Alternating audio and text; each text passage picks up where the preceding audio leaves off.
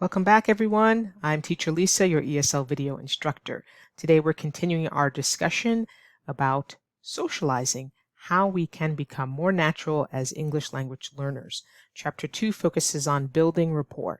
This document that I have you can get for free. The link is in the description. So we've actually already discussed Chapter 1, and I jumped ahead to Chapter 3 and 4. I actually had an issue with filming Chapter 2, and so I'm actually posting it after the fact, but don't worry, you can certainly go back and forth between the chapters. So building rapport. Well, what is rapport? Simply put, it's your relationship with someone. You can have a good rapport. You can also have a bad rapport. But when we talk about building rapport, we're talking about something positive. So it's your connection with the other person. If you have a good rapport, you get along very well. You like talking to the person, you have a good relationship in general. So let's just go through this document. There are a few key points I'm going to highlight, and you can read it in more detail on your own. So establishing a connection with others. You'll be surprised, even in your own native language, people find this generally difficult. Then on top of that, you have to worry about the English language if it's your second language. So we'll just show you a few phrases that will help you, first of all, initiate conversation, start them. Some students say, I just don't even know how to start a conversation. Show interest in others, and then keep the conversation flowing naturally, doing it naturally. And that can be pretty challenging. So to establish a connection, it's not as difficult as you think. Ask a question. That is the simplest way to take the pressure off yourself. Let the other person speak, but you do have to listen. How was your weekend? What do you enjoy doing in your free time? That can really open up the conversation. And then pay attention, because you will use parts of their answer to push the conversation forward. If you don't listen and you miss a key piece of information, you're losing out on an opportunity to expand what they've told you. So if I asked you, what'd you do on the weekend? How was your weekend? And you said, I went skiing for the first time, and my son broke his arm. I wasn't too happy, but overall, half the trip was great. And you're not listening. You missed the key point that his son broke his arm, and now you move on to the next thing. So listening is important. We'll talk more about how you should listen, but the person will give you key pieces of information. Okay. When you talk about where you're from, be mindful of cultural differences, of course, and diverse backgrounds, customs, and traditions, and that can often cause misunderstandings. But you can ask questions, especially if you're new in a country or dealing with someone from a different country that you've never had dealings with before. What if you had a workmate that was from the Netherlands, or from Spain, or from Poland? They have different ways of doing things. So you could certainly ask, could you tell me more about your cultural traditions? How nice. Or the next page, we'll scroll down. What are some local customs I should be aware of if you're new in the country? That's a great question to ask.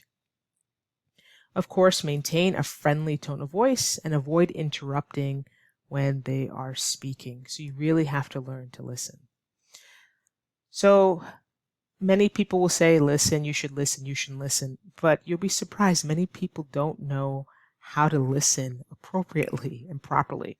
So what is active listening? So here are some takeaways. Number 1, pay attention, maintain eye contact. So now I'm talking about the American English culture. You should maintain eye contact. It shows that you're fully engaged. Look at the person. In some countries, eye contact is not viewed the same way. So you must maintain eye contact. Paraphrasing. So that's restating what someone has said, because why would you paraphrase?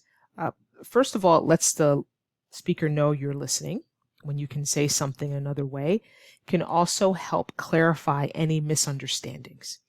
So if I said to you, we're going to go out to dinner at this new seafood restaurant downtown. I'm going to pick you up at 6 o'clock. I know your car's not working, so we can just use my car. So I gave you a few details. What if you didn't understand or the person was speaking too quickly, you can paraphrase what the person said. Oh, okay, so we're going to try this new Mexican restaurant and we're going to go downtown and we're going to blah, blah, blah. What happened? You said we were going to a Mexican restaurant, which would be delicious, of course, but the person said we're going to a seafood restaurant. So that's how you can clarify things to make sure you didn't miss anything. You can just paraphrase what the person said, almost as if you're reviewing what they said, but doing it in a more natural and, of course, a genuine way. Ask questions. I know sometimes we're really shy. Ask questions. Don't we all want to be understood? Believe me, 9 times out of 10, the person will appreciate you asking a question so that there isn't a misunderstanding. So just simply ask a question if you don't understand. You can also ask questions to push a conversation forward. Open-ended questions, which are questions you cannot answer with a yes or no. So how did you feel about that? If you're talking about a recent vacation and something happened, wow, how did you feel about that? Or what led you to that decision? So maybe you moved to a foreign country. What led you to that decision? Or you took a remote position. Wow, that's great. What led you to that position? And you're pushing the conversation forward. Reflecting feelings. So I'm just going to read this. I think this is actually interesting here. Reflecting feelings involves acknowledging the speaker's emotions and demonstrating empathy. This technique helps create a supportive and understanding environment. For example, you can say, "It sounds like you were really frustrated with that situation," or "I can understand why you feel excited about this opportunity." So students, please learn adjectives of emotion. We need to move away from I'm happy, I'm sad, this is good, this is bad. I call that Mickey Mouse English. There's so many adjectives in English to describe our emotions. They can be strong. You can feel depressed about something. You can feel an extreme frustration or anger. You can feel bewildered. You don't know what to do. So there's different ways to describe emotions. So maybe you can just make a list of the few that you think you know to make sure you're continuing to expand your vocabulary. Okay, so you can say, "It sounds like you're a really frustrated situation," or "I can understand why you feel excited about this opportunity." So it's a way of reflecting those emotions. Avoid interrupting. Just let the person finish before you respond. And then we have nonverbal cues. This also can be very different culturally. Nodding. I do this a lot when I teach. I nod. I let the student know or the other person know I'm listening. Smiling. Some of you need to work on smiling or maintaining appropriate facial expressions. You have to sometimes what they call fix your face. So please be aware of the expressions on your face when you're speaking. If you're having a hard time keeping up in English, the worst thing you can do is just make this like screwy face. Oh, I don't know what they're talking about. Just be careful of your facial expressions. If you're making this kind of like, I don't understand what you're talking about face, the person will feel disengaged. They don't want to talk to you anymore. So please fix your face when you're conversing. So nonverbal communication, which we talked about, body language. So please be aware of that and be aware of what is physically allowed in that language. In that culture, some cultures are very touchy-feely. They kiss on the cheek. You have to know what to do with your body in a particular country.